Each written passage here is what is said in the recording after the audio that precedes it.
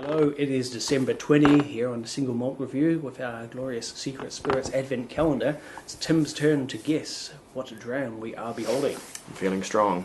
Feeling strong. The streak is dead, but the dream continues. Whoa, we almost lost the tablecloth. Oops. Put that. Oh, yeah. We'll reset that later. That's fine. You Yeah.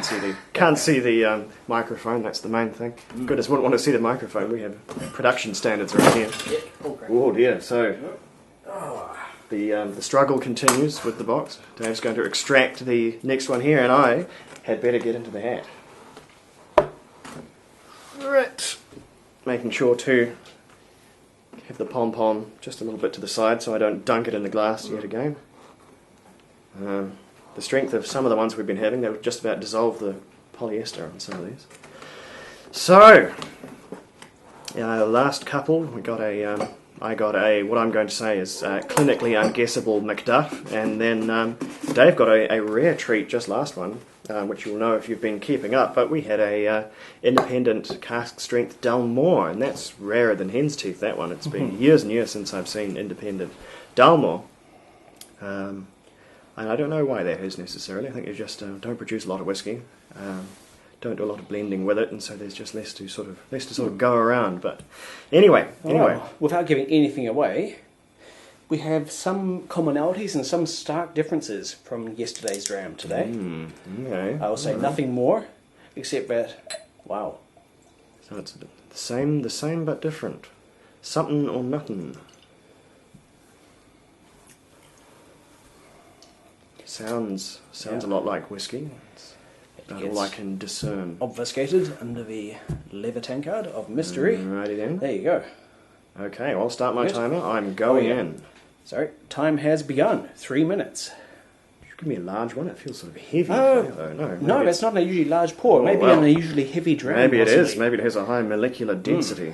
Maybe I'll feed you a glass of dark matter. Who knows? Well, it's got a density, all right, and that density is peat. Which makes my job a hell of a lot easier. Because if there's such a thing as peated grain whiskey, it's new to me. So I'm going to be able to lock in malt whiskey for my first pick immediately and save a lot of time and anguish. So what have we got? What have we got? Oh, that's lovely. It's peaty. It is, I'm going to say, I'm trending Isla. Right. I should take a sip. Yep. Oh. Ooh. Ooh. Okay, I'm fairly confident in that being cask strength. Yeah. That has a brutality to it. There's I'm going to need well, hang on. One more sip, more sip, then I'll need the water. That is brutally delicious. And what that is, it is curiously approachable at its full strength. Yeah. That's a remarkable Isla whiskey. Okay. Oh, I gave it away. I said Isla whiskey. That's definitely where I'm heading. This is almost the exact same argument I made when Talisker then came and diddled me with being an island, but I don't think this quite has the doesn't have the chili catch that Talisker does. Can you give me what you would consider a sensible dram of water there? I'll do this as scientifically as possible. Oh, that almost tastes like maybe not old Isla whiskey, but certainly mature Isla whiskey. That's displaying some secondary characteristics there coming through the peat, which is right. Makes it easier and harder, I suppose. No, it makes it easier. It brings the distillery out a bit more, but it does make it prone to the wood, obfuscating we're things. just under 2 minutes into your guess. Righty. Ooh, that has transformed things a bit. A lot, in fact. I think I'm hovering very, very close to a decision here. Right. I am. Oh, you can't give me any hints. I'm getting a lot of lemon citrus here. I'm getting huge lemon citrus, juicy lemon citrus. Can you at least confirm or deny whether you agree there? I'm not getting lemon. I'm getting I'm getting a bit of a few sort of oily. There's huge lemon citrus on it for me though, which is more than colouring my opinion. I see what you mean. Yeah, for me it's more of a cooked lemon, like a lemon meringue, not fresh lemon at least. I'm getting juice. I'm getting lots of lemon. I'm getting just a little bit of very subtle florals, which doesn't match up with anything in Isla, but I can eliminate things very fast. If anything, adding water has just obfuscated matters even more than our leather tankard.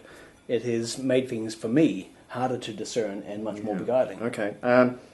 I'm ready to that's make a 3 call. minutes. Yep. That's all the time I need, or rather, all the time I'm going to get. I guess I get to have a look at the colour as well. Okay, here's my thinking on this one. It is definitely malt whiskey. I'm almost 100% sure it's Isla, which I suppose my pick will make abundantly clear. It is, to me, it's got a lot of really juicy, like lemon juice, not just rind. Rind's in there too. Lemon, citrus, and that all points in one direction to me, which is Isla Colila.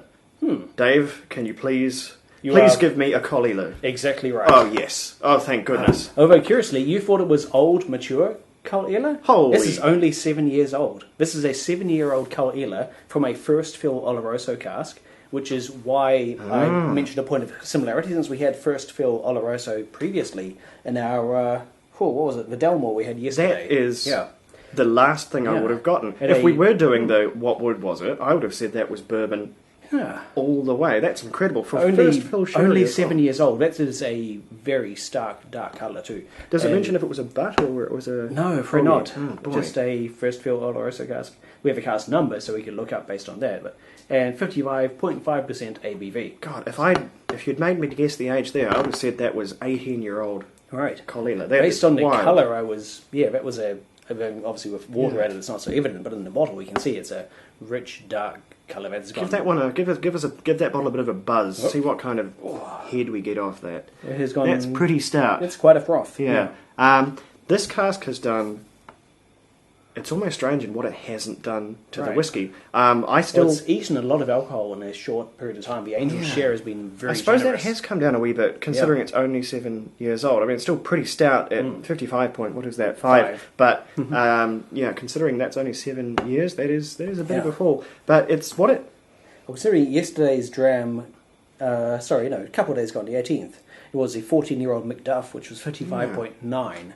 An extra, twice as old, but only 0.4% stronger. Yeah, it really is. It's almost what it hasn't done to the Colila, which is so shocking. First fill sherry, especially in an Isla, that's usually will just sweep the table of your distillery characteristics and lay on a feast of dark fruits and spices. That's what has happened here. I did not get the usual Colila greasy, coaly sootiness. Like there's a particular wet, oily rope, jute and coal soot, which I associate with Colila strongly. That's less present here. That's more my pick for Ardbegs and sort of, maybe not quite Bowmore, but... The Isla Peters here, I would not have picked Ardbeg or Caol for this one. I would have been...